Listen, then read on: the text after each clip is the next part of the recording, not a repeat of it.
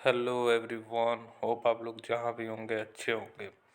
तो आज की इस वीडियो में हम लोग बात करने वाले हैं बीएमएस के बारे में। सेंट जेवियर्स कॉलेज कोलकाता का एंट्रेंस टेस्ट का सिलेबस, डिटेल सिलेबस के बारे में बात करने वाले हैं। आप कैसे क्रैक कर सकते हो एंट्रेंस एग्जामिनेशन और क्या सोर्सेस रहेगा कि आप फ्री ऑफ कॉस्ट उसको पढ़ सकते हो और एंट्रेंस को अच्छे से क्रैक कर सकते हो। और बुक्स में बताऊंगा कौन सा बुक्स आपको लेना चाहिए या बुक्स नहीं लेना चाहिए, मेरा रिकमेंडेशन क्या रहेगा।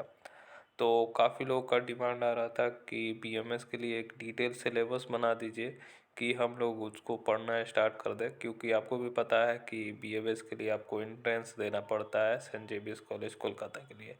और one of the demandable course है सेंट जेवियर्स कॉलेज कोलकाता का, और काफ़ी लोग करना चाहते हैं और काफ़ी अच्छी कोर्स है और डेफिनेटली आपको करना चाहिए अगर आप इसको टारगेट कर रहे हो सेंट जेवियर्स कॉलेज कोलकाता का। तो आइए हम लोग डिटेल में बात करते हैं। अगर आप इसके लिए आ रहे हो तो ये वीडियो आपके लिए है, तो पूरा एंड तक बने रहिए। होप इस वीडियो में आपका कन्फ्यूजन दूर हो जाएगा, ठीक है। तो चलिए वन बाय वन जानने की कोशिश करते हैं हम लोग। थोड़ा सा हम लोग एग्ज़ाम पैटर्न समझ लेते हैं, एंट्रेंस एग्ज़ाम जो पैटर्न उसका समझ लेते हैं, ठीक है। उसके बाद हम लोग डिटेल में बात करने वाले हैं, ठीक है। और ये पूरा जितने भी पीपीटीज है, अगर जिनको चाहिए पीडीएफ फॉर्मेट में, आप मुझे ईमेल कर सकते हो। ईमेल का मैं ईमेल दे देता हूँ डिस्क्रिप्शन में, वहाँ से आप ले लेना, ठीक है। अगर जिनको चाहिए उनको, अगर जिनको नहीं चाहिए कोई बात नहीं, आप यहाँ से भी देख सकते हो। तो आपको एंट्रेंस एग्जामिनेशन पैटर्न के बारे में हम लोग समझा देते हैं। तो देखिए, बोर्ड ऑफ एग्जाम जो होता है ऑफलाइन भी होता है ऑनलाइन भी होता है। अब डिपेंड करता है कॉलेज पे, ठीक है। कभी कभी ये लोग ऑफलाइन भी ले लेते हैं, कभी कभी ये लोग ऑनलाइन भी ले लेते हैं, ये डिपेंड करता है उनके ऊपर। तो आएगा गाइडलाइन आएगा 2024 के लिए, तो वो डेफिनेटली बताया जाएगा। अब ये कब आएगा डिटेल गाइडलाइन, तो जल्दी ही आने वाला है, लगभग अप्रैल में आ जाएगा, मेरे हिसाब से अप्रैल तक आ जाएगा आपका, ठीक है। नंबर ऑफ सेक्शन इसमें फॉर एंट्रेंस के लिए रहता है, लगभग 5 सेक्शन रहेगा। और कौन कौन सा सेक्शन रहेगा वो भी हम लोग बात करेंगे, ठीक है। ड्यूरेशन ऑफ एग्ज़ाम जो रहेगा 2 घंटा का ड्यूरेशन रहेगा, ठीक है। 2 घंटा में आपको कवर करना होगा, ठीक है। 100 मार्क्स का होता है टोटल एग्ज़ाम, तो इसमें मैं नहीं लिख पाया हूँ पर 100 मार्क्स का होता है, ठीक है। टाइप ऑफ क्वेश्चन आपको ऑब्जेक्टिव टाइप रहेगा, ठीक है। और बाकी का स्क्रिप्ट थोड़ा समझ लीजिए। 1 मार्क आपको करेक्ट पे मिलेगा और निगेटिव मार्किंग नहीं है कि आपको मान लीजिए किसी को गलत कर दिए या कोई अनअटेम्प्ट करके छोड़ दिए, तो उसके लिए कोई निगेटिव मार्किंग नहीं है। आप पूरा बना के आइए, अगर मान लीजिए गलत भी होगा तो आपको निगेटिव मार्किंग में नहीं जाएगा। होप ये चीज़ें समझ में आ चुकी है। चलिए नेक्स्ट पे आपको लेकर चलते हैं डिटेल सिलेबस पे। तो एंट्रेंस सिलेबस समझ लीजिए, ठीक है।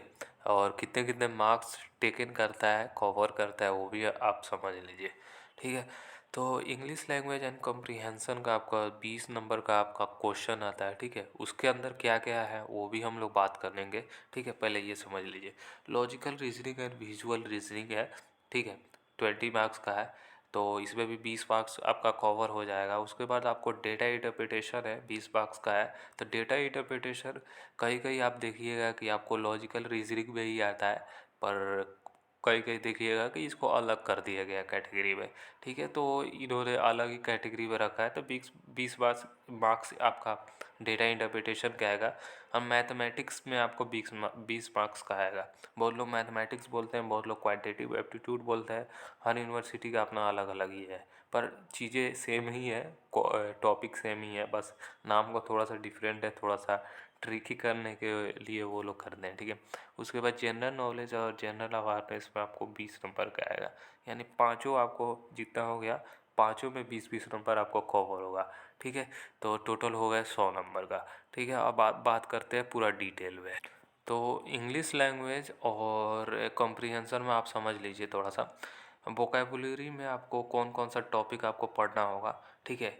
सिनोनिम्स एंड एंटोनिम्स पढ़ लीजिएगा। Fill in the blanks, cloze test, spelling test, one word substitutions, sentence और फ्रेजेस इम्प्रूवमेंट, ये आपका टॉपिक आ सकता है। फिल इन द ब्लैंक्स वही आपको, इसी में से आपको fill in the blanks cloze test में ही ये लोग दे देंगे। उसके बाद ग्रामर में क्या रहेगा, ग्रामर आपको पढ़ना पड़ेगा, ठीक है। ग्रामर में आपको sentence correction, spot syntactic errors, sentence और phrases improvement, fill in the blanks, ये सब आएगा क्वेश्चन इससे रिलेटेड। अब कौन कौन सा टॉपिक पढ़ लीजिएगा तो इसमें आपका कवर हो जाएगा। तो देखिए, पार्ट्स ऑफ स्पीच पढ़ लीजिएगा, नाउन एंड इट्स रूल पढ़ लीजिएगा, नाउन का भी पार्ट्स होता है, वो सारे चीज़ें पढ़ लीजिएगा, ठीक है, डिटेल में। Pronoun definitions, types, rules and example, उसके बारे में भी पढ़ लीजिएगा, ठीक है। ये सब तो पहले आप पढ़ चुके हैं, बस उसको रिवीजन करने की देरी है।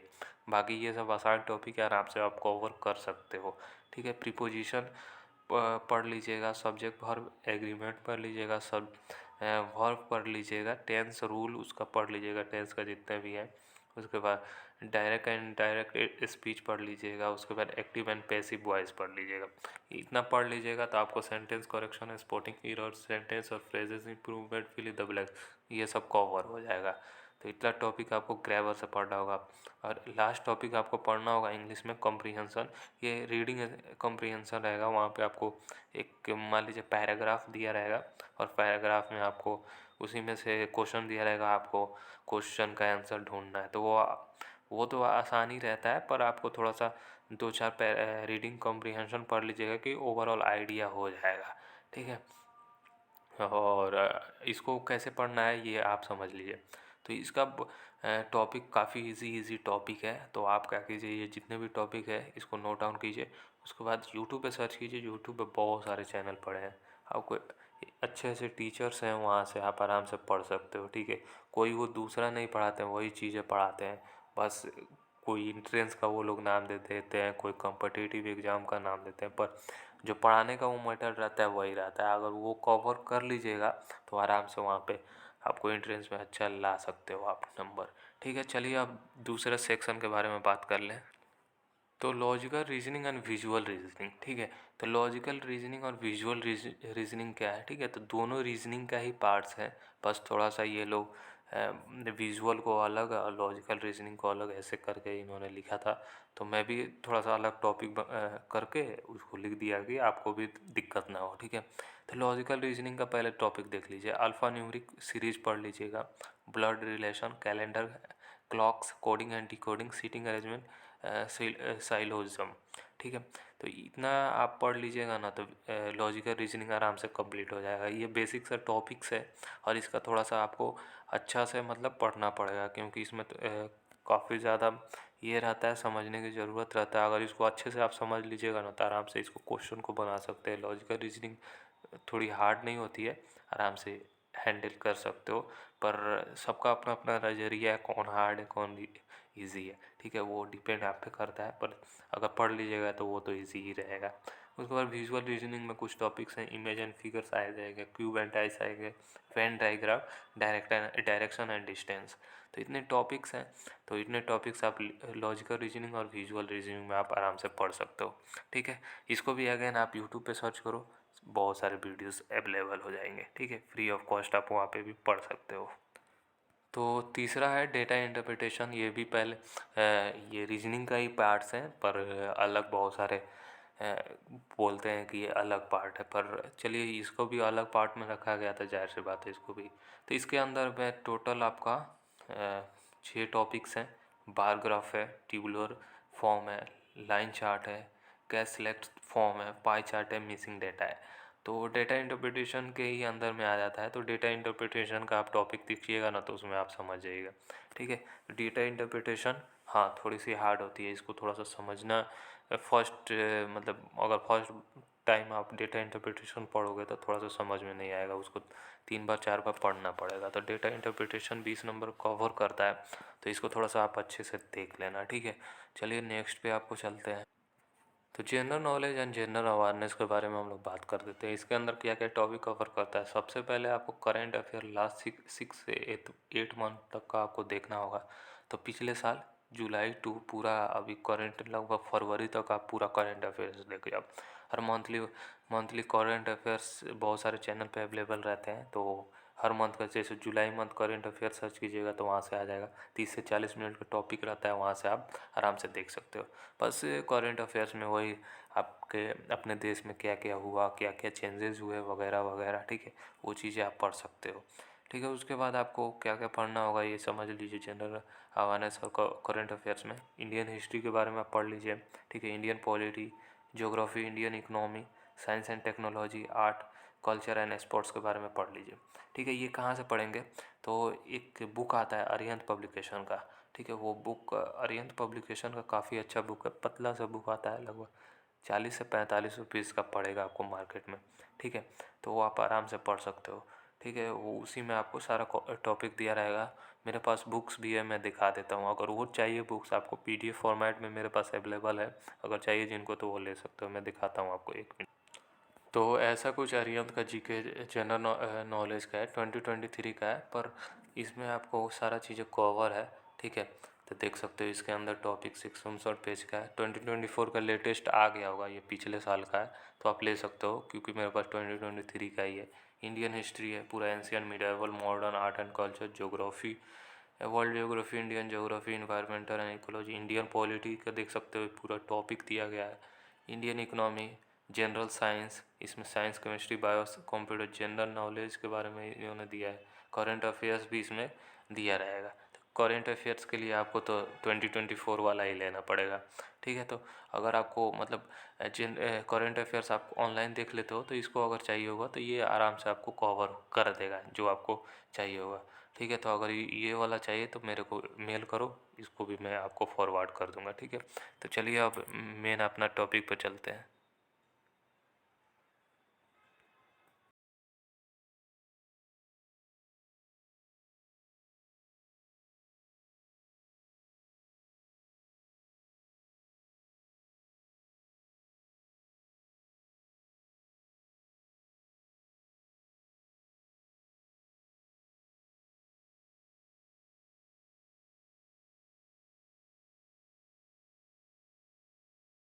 क्वेश्चन। ठीक है, तो इतना टॉपिक आप पढ़ लीजिएगा तो आराम से आपको मैथमेटिक्स कवर हो जाएगा। ये यार बहुत आसान है, लगभग 9th-10th का सिलेबस है। ठीक है, तो उसके हिसाब से आप पढ़ लीजिएगा, आराम से आ जाएगा आपका। तो यही ओवरऑल आपका टॉपिक होता है। ठीक है, तो इसको भी आप आराम से पढ़ सकते हो। तो ये आपका मैथमेटिक्स रहेगा और पाँचों कवर हो गया, और पाँचों सेक्शन आपको 20-20 नंबर का होगा। ठीक है, तो आते हैं अब लास्ट में, क्योंकि हम वीडियो के एंड पे हम लोग आ चुके हैं। तो प्रिपेयर कैसे कर सकते हो ये सिलेबस का, तो मैंने बताया कि आपको ये सारा टॉपिक आपको यूट्यूब पे अवेलेबल है, बहुत सारे चैनल है, बहुत सारे टीचर्स हैं, अच्छे पढ़ाते हैं, वहाँ से आप कवर कर सकते हो।